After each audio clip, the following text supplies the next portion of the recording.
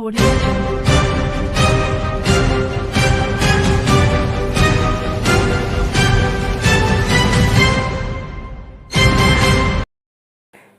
झारखंड समाचार में आपका स्वागत है। झारखंड के इन जिलों में आज होगी जबरदस्त बारिश। मौसम विभाग ने जारी किया ऑरेंज अलर्ट। अब बंगाल की खाड़ी में उत्तरी पूर्वी और उससे जुड़े पूर्वी मध्य क्षेत्र में एक चक्रवात क्षेत्र बना रहा है। इसका असर पूरे राज्य में देखने को मिलेगा। 30 सितंबर को भी इसका असर होगा।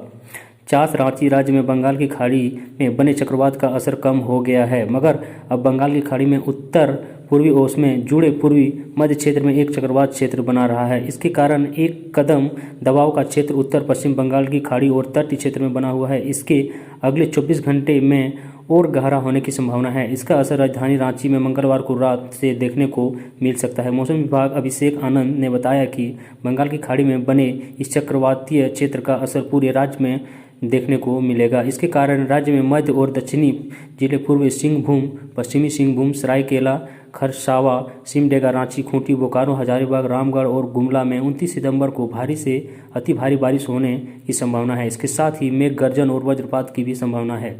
इसको देखते हुए मौसम विभाग के द्वारा ऑरेंज अलर्ट जारी कर दिया गया है। अभिषेक आनंद ने बताया कि 30 सितंबर को चक्रवात का असर उत्तर पश्चिम जिलों में ज़्यादा देखने को मिलेगा। इससे पलामू, गढ़वा, चतरा, कोडरमा, लातेहार और लोहरदगा में भी भारी बारिश की संभावना है। इसके अलावा अन्य जिलों में मध्य दर्जे की बारिश की रिकॉर्ड की गई है।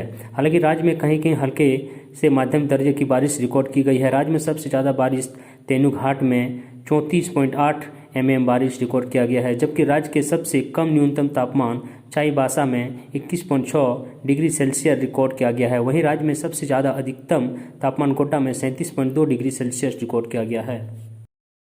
झारखंड वासियों के लिए कुछ खबरें। रांची में ट्रांसपोर्ट नगर बनने की घोषणा से व्यापारियों की उम्मीदें बढ़ी। झारखंड में सुगम होगा आयात निर्यात।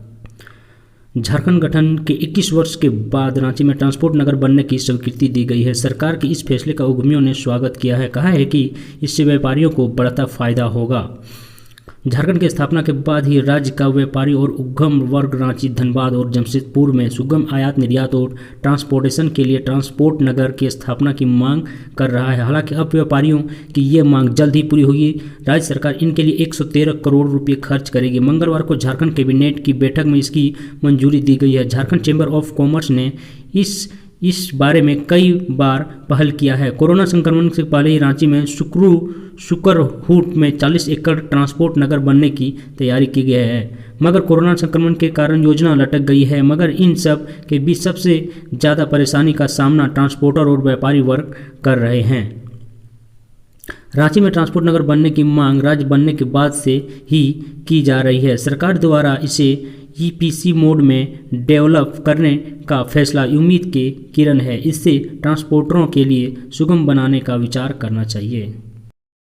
रिम्स व सदर अस्पताल जाने वाले मरीज ध्यान दें। यहाँ देखें OPD में बैठने वाले डॉक्टरों की लिस्ट।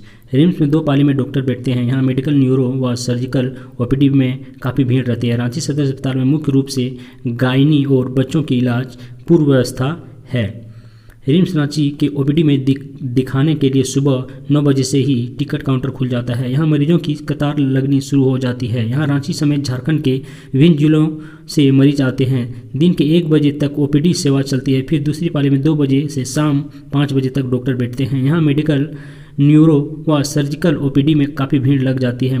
मरीज दिखाने के लिए लंबी कतार में लगे रहते हैं। कोविड के कारण हर 1 घंटे में 10 मरीजों की पर्ची काटी जा रही है। वहीं सदर अस्पताल में भी किसी भी तरह की मरीजों को इमरजेंसी में दिखाया जा सकता है। इसके बाद जरूरत पड़ने पर संबंधित विभाग में भर्ती किया जा सकता है। सिविल सर्जन बताते हैं कि अस्पताल में मुख्य रूप से गायनी और बच्चों के इलाज की पूर्ण व्यवस्था है। यहाँ गर्भवती महिलाओं को भी मुख्यमंत्री जन्य योजना का लाभ भी दिया जाता है। गायनी विभाग में 24 घंटे डॉक्टर मौजूद रहते हैं, जिन्हें रोस्टर के हिसाब से रखा गया है। रिम्स और सदर के कोरोना वैक्सीन दिया जा रहा है। साथ ही इन जगहों पर बच्चों के लिए निःशुल्क वैक्सीन की व्यवस्था की जा रही है। Medicine doctor CV Sharma, surgery doctor Sheetal Murta, orthopaedic doctor GK Gupta, neuro surgeon doctor Anil Kumar, gynae department doctor B Moitra, paediatrics doctor AK Chaudhary, skin department doctor DK Mishra, doctor YK Lal, doctor AK Pal. Train में विदाउट टिकट वाले सफ़र करने वाले अब ध्यान से सुन लें, क्योंकि भारत सरकार ने टिकट चेकिंग अभियान शुरू कर दिया है। अब ट्रेन में सवार होने से पहले अपने टिकट को एक नहीं कई बार ध्यान से देख लें। दरअसल बिहार से गुजरने वाली ट्रेन में अब बड़े पैमाने पर टिकट चेकिंग अभियान शुरू होने वाला है। इसमें हर टीटी को टारगेट दे दिया गया है। कोविड काल में अपना राजस्व बढ़ाने के लिए रेलवे ने कई तरह के बदलाव किए हैं। अब त्यौहार नज़दीक आते ही टिकट चेकिंग का बड़ा अभियान चलाकर जुर्माना वसूलने की योजना बनाई गई है। इससे हर टीटी को एक टारगेट दे दिया गया है। ऐसे में केवल टिकट लेकर चलने से ही आप जुर्माना से नहीं बच पाएंगे, बल्कि आपके पास सही ट्रेन के लिए सही टिकट और इसके अलावा एक वैध फोटो पहचान पत्र भी होना बेहद ज़रूरी है।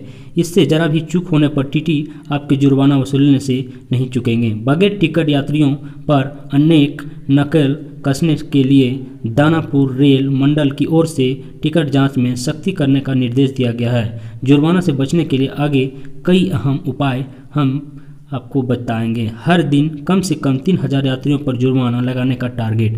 मंडल मुख्यालय की ओर से टिकट निरीक्षण को प्रतिदिन कम से कम 3000 बेटिकट यात्रियों को जुर्माना वसूलने का निर्देश दिया गया है। इससे रेलवे को प्रतिदिन 12 से 15 लाख रुपये के अतिरिक्त राजस्व की प्राप्ति की उम्मीद है। आधिकारिक सूत्रों से मिली जानकारी के मुताबिक दानापुर मंडल के दानापुर, पटना जंक्शन व राजेंद्र नगर के साथ ही किवुल व झाझा में विशेष स्क्वाड की तैनाती टिकट जांच के लिए की गई है। दानापुर मंडल मुख्यालय की ओर से अपना स्क्वाड गठित किया गया है।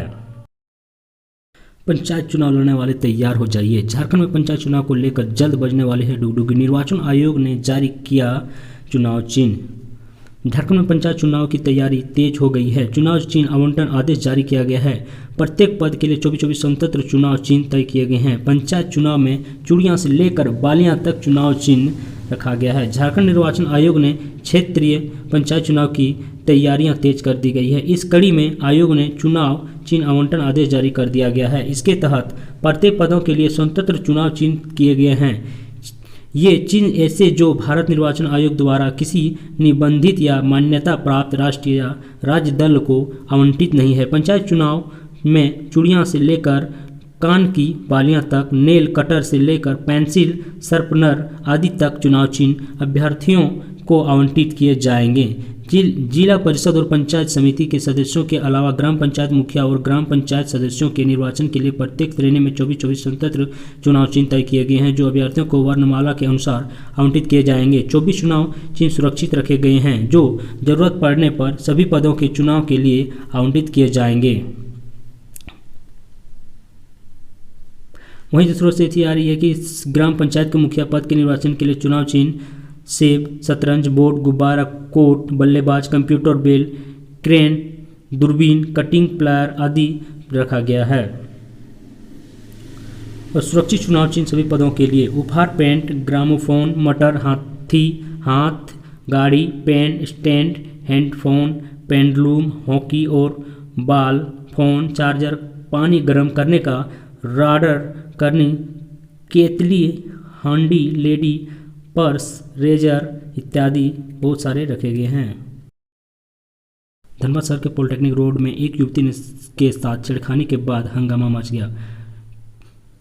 पीड़िता उसी रोड में एक अपार्टमेंट में रहती है। छेड़खानी के बाद उसने बहादुरी का परिचय दिया।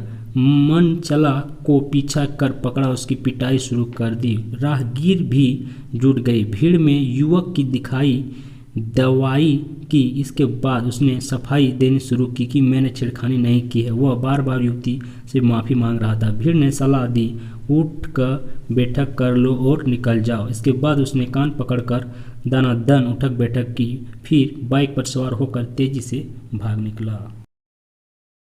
झारखंड में बच्चों को मिड डे मील में मिलेगा पोषण युक्त चावल। केंद्र शिक्षा मंत्रालय ने दिया निर्देश। झारखंड के सरकारी स्कूल में पढ़ने वाले कक्षा 1 से 8 के बच्चों को मिड डे मील अब पोषण युक्त चावल मिलेगा। केंद्र ने मिड डे मील योजना के तहत बच्चों को दोपहर के भोजन में फोर्टिफाइड चावल देने के निर्देश दिए गए हैं। स्कूल के बंद रहने या स्कूल खुलने पर भोजन नहीं मिलने पर फोर्टिफाइड चावल बच्चों को सूखा राशन के रूप में भी दिया जा सकेगा। केंद्रीय शिक्षा मंत्रालय के संयुक्त सचिव आरसी मीना ने राज्य के स्कूली शिक्षा एवं साक्षरता विभाग के सचिव को पत्र लिखकर केंद्र के मिड डे मील में फोर्टिफाइड चावल देने का इस निर्णय की जानकारी देते हुए इसे लागू करने के लिए कहा गया है। आज के समाचार यहीं पे समाप्त करते हैं। जय हिंद, जय भारत। ऐसे ही न्यूज़ जानने के लिए हमारे चैनल को सब्सक्राइब अवश्य कर लें।